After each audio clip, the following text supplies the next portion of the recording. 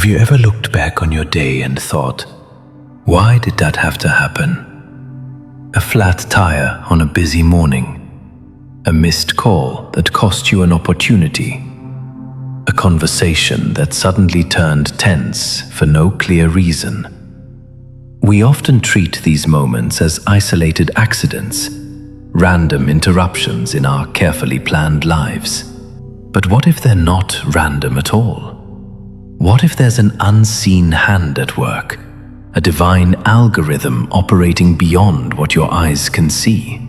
Scripture tells us in Romans 8:28, "And we know that in all things God works for the good of those who love Him." Not some things, not just the good days, all things. God's workings are not always loud. They are often quiet, precise, and deeply intentional. Think about Joseph in the Bible, betrayed by his brothers, sold into slavery, wrongfully imprisoned. Every step looked like failure, until years later, when Joseph realized those same events positioned him to save an entire nation. And he said in Genesis 50:20, "You intended to harm me, but God intended it for good." That's the divine algorithm. Sometimes the delay protects you. Sometimes the disappointment redirects you. Sometimes the closed door saves you from a future you're not meant to enter.